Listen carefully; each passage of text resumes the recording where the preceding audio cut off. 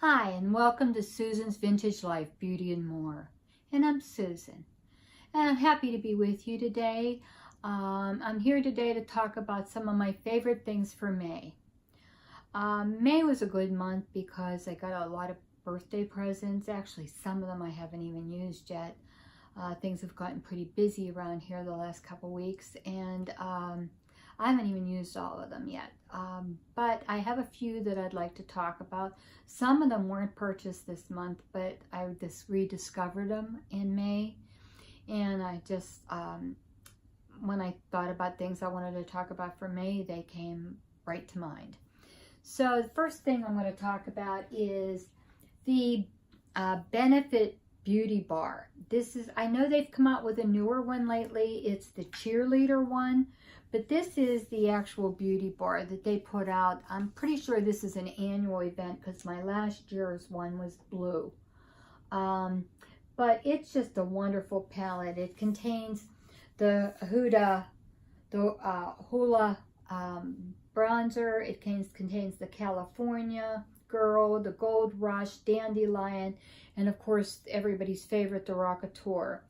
I really love this palette. I was still using the one from last year, but I've hit pan on so many that I decided to just lay it to rest and start using this one.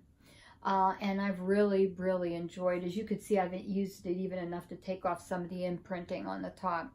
But I really love this. My favorite color is not Rockateur. I love when I'm wearing cooler tones, but California Girl is really the one I use mostly. I'm mostly wear warm tones. I just find warm tones look a little bit better on me than some of the cooler tones. Although if I use all cool tones, I seem to be able to get away with it because I am a neutral by definition. My skin tone undertone is neutral. But anyway, that's one of the things that I've been loving this month. I also have gotten out my Urban Decay. You know I'm a big fan of the Urban Decay Born to Run, the mini palettes.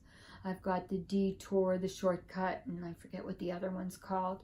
One's browns and purples, one's taupes and turquoise, and in a real pretty mint green that has some kind of... it has kind of a glitter and a two-tone overlay to it. Kind of has that what do they call that? Not foiled, but dual chrome. Dual chrome. I'm sorry. It took me a while to think about that. But I love them, and I have continued to use them, but I did talk about them before. But I did get back out my Born to Run palette. There are some colors in here that I really don't like. I think they're a little bit muddy. But most of the palette I really love. And you could see pretty much where I center on. I'm in the oranges and golds. And I also like these greens and aquas. To me, the only thing this palette needs for me would be like a robin egg blue. Like I have on today. That's from another palette, but that's the only thing that's missing. It has this like this aqua color, and it has like a turquoise color and a green, almost looks like a dual chrome, more of an olive green. But the only thing I'd go for is a robin egg blue in here. I like combining my oranges and my blues, but I have been found and reloving this. I've done a couple different looks with this, and I think I'm going to do a get ready with me with this palette very soon. But I've been trying to rediscover this one. I've been trying to get a new palette out each week and work with it. And that's what I've been doing with this one. All right, the other thing I got for my birthday, and I hadn't really played with it for a while when I first got it, but I have been playing with it the last couple weeks.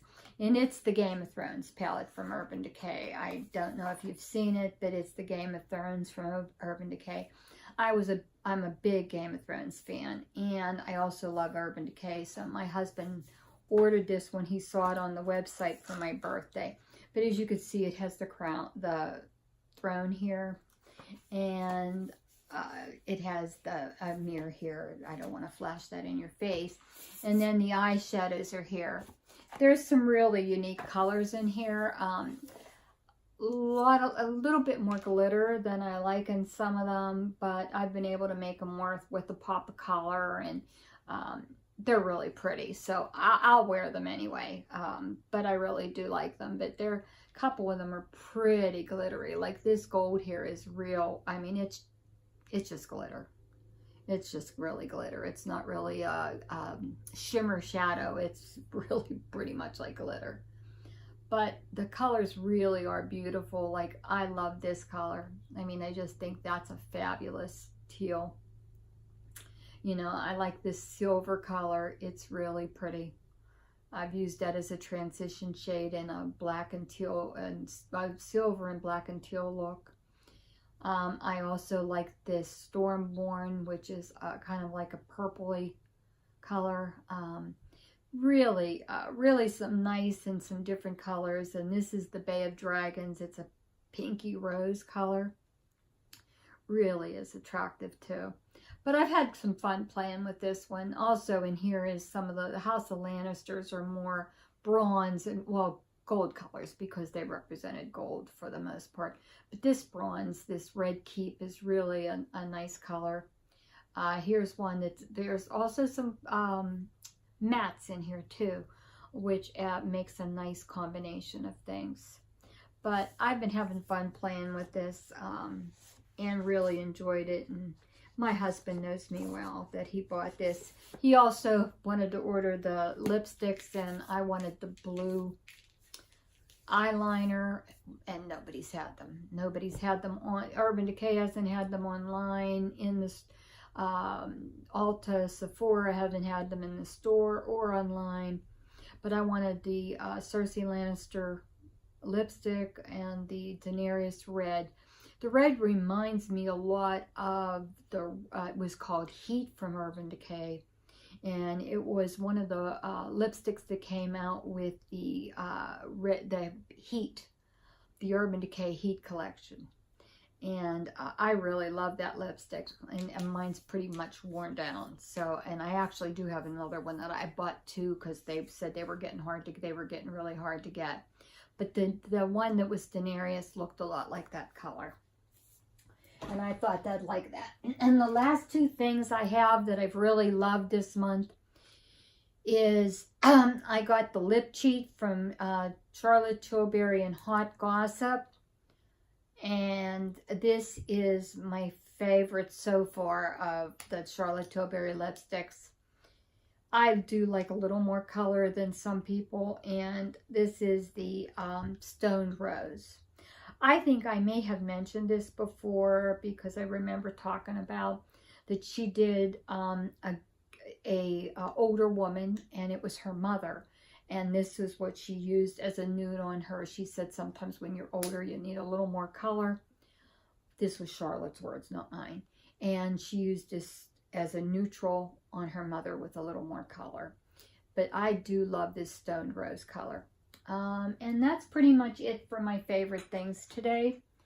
I do have my vintage item, as I always promise. And again, today I have Florence dolls again. I have a lot of them. So, and some of them are pretty spectacular, but I need to do a little more homework on them to be able to bring them out. This was an early item from Florence. Actually, it had the paper marking, not the inscribed marking for the company. And they've fallen off from being cleaned over the years. But they are definitely Florence dolls, and it was Children for Sleep. There was somebody else said there's another name for it, but I couldn't find it in all my searches.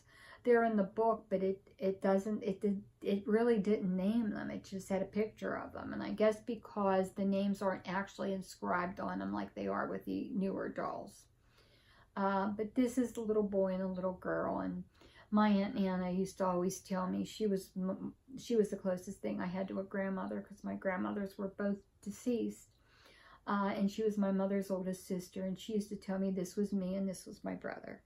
And, you know, so they always had special meaning, and I'm happy to have them now because they bring back a lot of fun memories of her. Okay, that being said, I did talk to you about the Florence Company. Florence Company was opened by a woman, an early entrepreneur. She was also she was a painter and a sculptor, and decided to go into business when her husband was in one of the wars.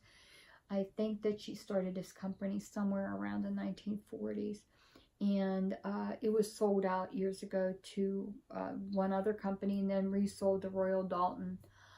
Some of the molds exist, some of them are broken. I don't even know which this one is, whether it's a saved mold or a broken mold, but it only implies what it's worth, and you know, to me they're more sentimental than they are valuable. I mean, their value for me is sentiment, not money. So and that's pretty much all I know about them. I have a necklace though that I'm gonna do in my next video. I cannot find anything out about it. It's a quartz necklace that looks like a prayer kneeler. I will show it to you, and anybody that can find out any information for me on it, or knows anybody who might know something about it, I would appreciate the input. But I will be showing that on my next video.